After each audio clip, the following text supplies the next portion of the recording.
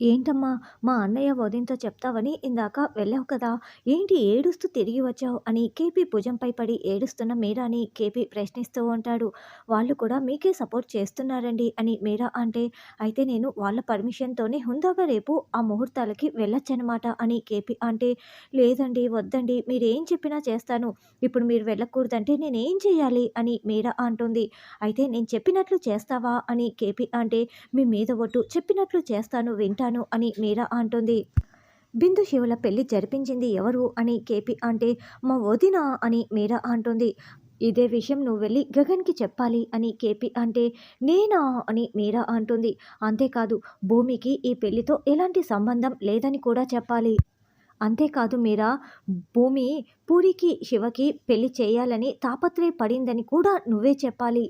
రేపు గగన్ నిద్ర లేచే సమయానికి నువ్వు అక్కడికి వెళ్ళి మొత్తం చెప్పాలి. ఏంటి చెప్తావా? లేకుంటే నేను వెళ్ళనా? అని కేపీ అంటే వద్దు వద్దు నేను చెప్తాను. మీ కాళ్ళు పట్టుకుంటాను అని మీరా ఏడుస్తూ వెళ్తుంది. జయీ భవ అంటూ కేపీ ఆశీర్వదిస్తూ ఉంటాడు. మీరా వెళ్ళగానే థ్యాంక్స్ మామయ్య. ఆయనకి నేను ఏ తప్పు చేయలేదన్న నిజం తెలిస్తే చాలు అని భూమి అంటే ఖచ్చితంగా తెలుస్తుంది అని కేపీ అంటాడు. మొత్తానికి మన ప్లాన్ సక్సెస్ అని కేపీ చెర్రి హైఫై ఇచ్చుకుంటూ ఉంటారు. తరువాత గగన్ భూమి గురించి ఆలోచిస్తూ తార మాట్లాడిన మాటల్ని గుర్తు చేసుకుంటూ బాధపడుతూ ఉంటాడు. పెళ్లి ముహూర్తాలు అన్న మాట పదే పదే గుర్తు చేసుకుంటూ బాధపడుతూ తల పట్టుకొని ఉంటాడు. అప్పుడే తార నేను ఏ శారీ కట్టుకోవాలి? కాబోయే శ్రీవారికి మ్యాచింగ్ కట్టుకుంటే బాగుంటుంది కదా! ఉండు ఫోన్ చేస్తానని ఫోన్ చేస్తూ ఉంటుంది. తార దగ్గర నుంచి 4, 5 సార్లు ఫోన్ కాల్ వస్తున్నా కూడా గగన్ లిఫ్ట్ చేయకుండా ఆలోచిస్తూ ఉంటాడు. అప్పుడే పూరి వచ్చి అన్నయ్య ధ్రువ మాట్లాడతాడంట అని ఫోన్ ఇచ్చి వెళ్తుంది. హలో బావగారు చెప్పండి అని గగన్ అంటే, బావగారు కాదు తారా ఇక్కడ. ఏంటి నా ఫోన్ లిఫ్ట్ చేయట్లేదు నాపై కోపం వచ్చిందా? మీ కోపం ఎలా తగ్గించాలో నాకు చాలా బాగా తెలుసు అని తారా చెప్తుంటే, నేను రెడీ అవుతున్నాను తర్వాత కాల్ చేస్తానని గగన్ ఫోన్ పెట్టేస్తూ ఉంటాడు. చూడండి మీరు కాల్ కట్ చేసినా నేను మళ్ళీ ఏదో ఒక రకంగా కనెక్ట్ అయిపోతాను.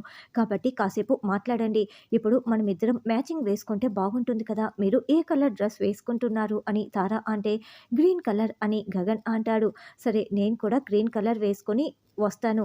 కాబోయే కపుల్ అంటే మ్యాచింగ్ వేసుకొని మేడ్ ఫర్ ఈచ్ అదర్‌లా ఉండాలి కదా! సరే ఉంటాను అంటూ ఫోన్ పెట్టేస్తుంది. తర్వాత శరత్చంద్ర బయట కూర్చొని పేపర్ చదువుతూ ఉంటే, బావా కాఫీ తీసుకోండి బావా, రాత్రి రిసెప్షన్ చాలా బాగా జరిగిందా అని కాఫీ అందిస్తూ ఉంటే, భూమి కాఫీ తీసుకురమ్మా అని శరత్చంద్ర కేకలు పెడతాడు. నాన్న ఇదిగోండి నాన్న కాఫీ అంటూ భూమి ఇస్తుంది. అమ్మ భూమి కాఫీ చాలా బాగుందని శరత్చంద్ర చెప్పి వెళ్తూ, అమ్మ భూమి టిఫిన్ కూడా నువ్వే తయారు చేయి అని శరత్చంద్ర చెప్తాడు. నాన్న ఏం చేయను ఇడ్లీ, దోస, పూరి, ఉప్మా అని భూమి చెప్తుంటే నీకిష్టం వచ్చింది చెయ్యమ్మా అంటూ శరత్చంద్ర అపూర్వతో ఒక్క మాట కూడా మాట్లాడకుండా ముఖం కూడా చూడకుండా వెళ్తాడు. శరత్చంద్ర వెళ్ళగానే భూమి కాలు మీద కాలు వేసుకొని పేపర్ చదువుతూ ఏంటో ఈ పేపర్లో కుట్రలు కుతంత్రాలు అన్నీ ఇలాగే ఉంటాయా లేకుంటే మన ఇంటికి వచ్చే పేపర్కి మాత్రమే ఇలాంటి న్యూస్ వస్తూ ఉంటాయా అని భూమి అపూర్వ వైపు చూసి మాట్లాడుతూ ఉంటే, ఏయ్ భూమి నా బావకి నేను కాఫీ ఇస్తుంటే మధ్యలో నీ జోక్యం ఏంటి అని అపూర్వ అరుస్తూ ఉంటుంది. నేను నాన్నకి అడిగితేనే కదా తెచ్చించాను. అయినా కూడా ఏంటి పిన్ని ఇలా మాట్లాడుతున్నావు? ఇది నా ఇష్టం. ఎందుకంటే నేను నాన్న కూతురిని అని భూమి అంటుంది. ఏయ్ భూమి ఈ రోజుతో నీకు నేను పులి స్టాప్ పెట్టబోతున్నాను అని అపూర్వ అంటుంది. ఏ ఏం చేయబోతున్నావు అని భూమి అంటుంది. ఎందుకంటే ఈరోజు ఆ గగన్‌కి, తారాకి ముహూర్తాలు పెడుతున్నారు. ఇక నీ జీవితానికి పులి స్టాప్ పడినట్లే అని అపూర్వ అంటే, అయ్యో పిన్ని అవన్నీ కూడా ముహూర్తాలు జరగవు పిన్ని అని భూమి అంటుంది. ఏ నీకెలా తెలుసు ఏం జరుగుతోందని అపూర్వ అంటే, ఈ ఇంట్లో వాళ్ళే ఆ ముహూర్తాలు పెట్టకుండా ఆపబోతున్నారు అని భూమి చెప్తుంది. ఈ ఇంట్లో వాళ్ళ ఎవరు అని అపూర్వ అంటే, ఆ హింట్ ఇచ్చాను కదా! ఆశ దోశ అప్పడం వడ నువ్వే కనుక్కో పిన్ని. వడంటే గుర్తుకు వచ్చింది నాన్నకి గారె చేసి పెట్టాలంటూ భూమి వెళ్తుంది. ఏంటమ్మాయి ఆలోచిస్తున్నావు అని గోరింటాకు రావటంతో ఆ గగన్ తార ముహూర్తాలు ఎవరో మన ఇంట్లో వాళ్ళే అడ్డుకుంటారంట అని భూమి చెప్పిందని అప్పుడు అంటే ఇంకెవరు కేపీనే అని గోరింటాకు అంటుంది. అయితే వెళ్ళి చూద్దామని చూస్తే కేపీ నిద్రపోతూ ఉంటాడు.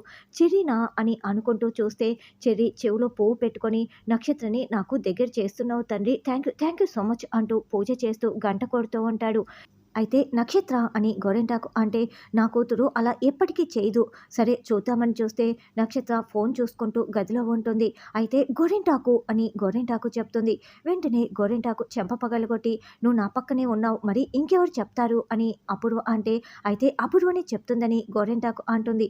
పిచ్చి పిచ్చిగా మాట్లాడకని అపూర్వ తిట్టేసి తెగ ఆలోచిస్తూ ఉంటుంది. అప్పుడే భూమి అక్కడికి వచ్చి ఏంటి పిన్ని కనిపెట్టలేకపోయావా మరి నేను చెప్పనా ఎవరో కాదు మీరా అత్తయ్య అని భూమి చెప్తే మీరా నా నమ్మిన బంటు ఎప్పటికీ అలా చేయదు అని అప్పుడు అంటే లేదు నేను నిజమే చెప్తున్నా అని భూమి చెప్తుంది. మీరా కారులో వెళ్తూ నీ దగ్గర ఆ గగన్ గాడి ఫోన్ నెంబర్ ఉందా ఒకసారి ఫోన్ చేసి ఇవ్వు అని డ్రైవర్ని అడగటంతో కేపీ గారి అబ్బాయా అని డ్రైవర్ అంటాడు. నువ్వు నోరు మూసుకొని గగన్ నెంబర్ ఉంటే డైల్ చేసి ఇవ్వు కేపీ గారి అబ్బాయా అది ఇది అని మాట్లాడకని మీరా తిట్టి ఇక గగన్కి ఫోన్ చేస్తుంది. చెప్పండి పిన్ని అని గగన్ అంటే నేను నీకు పిన్నిని కాదు నేను నీతో మాట్లాడాలి నువ్వు ఆఫీస్కి వెళ్ళకు నువ్వు ఇంటి దగ్గరే ఉండు నేను నీతో మాట్లాడడానికి వస్తున్నా అంటూ చెప్పడంతో ఇప్పుడా సరే అని గగన్ ఫోన్ పెట్టేస్తాడు. అప్పుడే పూరి వచ్చి అన్నయ్య అమ్మ ముహూర్తం కోసం అక్కడికి రానని చెప్తోందని చెప్పడంతో సరే నేను మాట్లాడతానని శారద దగ్గరికి వచ్చి అమ్మ అర్థం చేసుకో మంచి ముహూర్తం ఉందని చెప్పారు రాకపోతే ఎలాగమ్మా పూరి గురించి కూడా ఆలోచించాలి కదా అని చేతులు పట్టుకొని గగన్ అడుగుతూ ఉంటాడు. భూమి జీవితం నాశనం అవుతూ ఉంటే నేనెలా చూస్తూ ఉంటాను మంచి పనికైతే వస్తాను నేనైతే రాను కాక రాను అని శారద అంటుంది. మరి పూరి గురించి కూడా ఆలోచించాలి కదా అని గగన్ అంటే అవునమ్మా మరి నా జీవితం ఎలాగమ్మా పెళ్లి పీటల మీదే ఆగిపోయింది నన్నందరూ వేలెత్తి చూపిస్తున్నారు మరి నేను సంతోషంగా ఉండటం నీకు ఇష్టం లేదా అని పూరి అంటే నీ సంతోషం కోసం నేను నా ప్రాణమైనా ఇస్తాను కానీ ఒక ఆడదాని మెడలో తాళి తెంచి నీ గుండెలపై వేసుకుంటానంటే నేనెలా ఒప్పుకుంటాను ఆ బాధ ఎలా ఉంటుందో నాకు చాలా బాగా తెలుసు. విడాకులు అంటే ఆడదాని జీవితం నాశనం అయిపోయినట్లే. కాబట్టి నేను నీ సంతోషం కోసం ఏమైనా చేస్తాను కానీ భూమికి విడాకులు ఇస్తానంటే మాత్రం అస్సలు ఒప్పుకోను అని శారద తేల్చి చెప్పేస్తుంది.